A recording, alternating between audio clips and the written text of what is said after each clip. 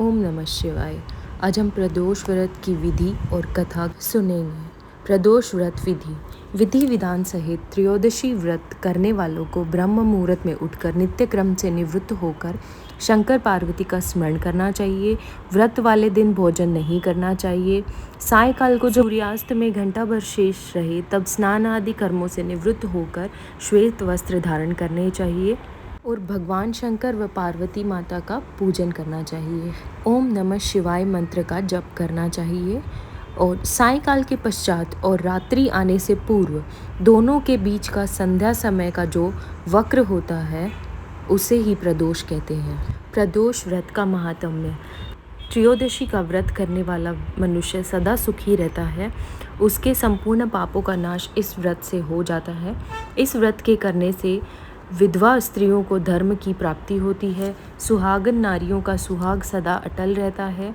बंदी कारागार से छूट जाता है। जो स्त्री पुरुष जिस कामना को लेकर इस व्रत को करते हैं उनकी सभी कामनाएं देवादिदेव महादेव पूरी करते हैं। सूत जी कहते हैं कि त्रयोदशी का व्रत करने वाले को 100 गायों के दान का फल प्राप्त होता है। इस व्रत को जो विधि विधान से करता है उसके सभी दुख दूर हो जाते हैं।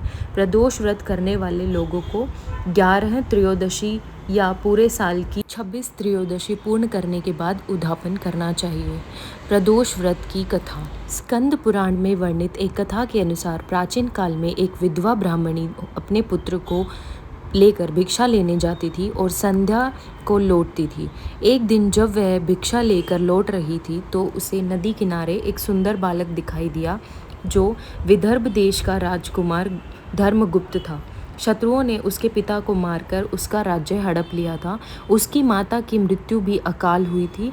ब्राह्मणी ने उस बालक को अपना लिया और उसका पालन पोषण किया।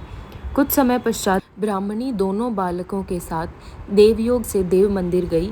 वहां उनकी भेंट ऋषि शांडिल्य से हुई।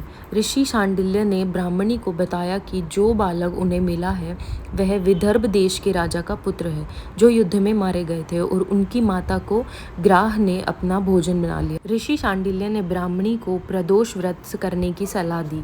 ऋषि आज्ञा से दोनों बालकों ने भी प्रदोष व्रत करना शुरू किया।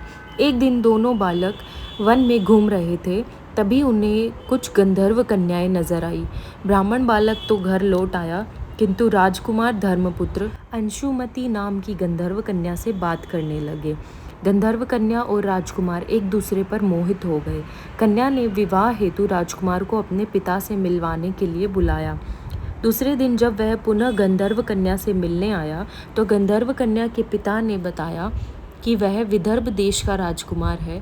भगवान शिव की आज्ञा से गंधर्व राज ने अपनी पुत्री का विवाह राजकुमार धर्मपुत्र से कराया। इसके बाद राजकुमार धर्मपुत्र ने गंधर्व सेना की सहायता से विदर्भ देश पर पुनः आधिपत्य प्राप्त किया।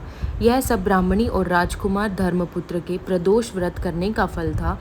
स्कंद पुराण के अनुसार जो भक्त प्रदोष व्रत के दिन शिव पूजा के बाद एकाग्र होकर प्रदोष व्रत कथा सुनता या पढ़ता है उसे 100 जन्मों तक कभी दरिद्रता नहीं होती। बोलिए शंकर भगवान की जय। ओम नमः शिवाय। ओम नमः शिवाय।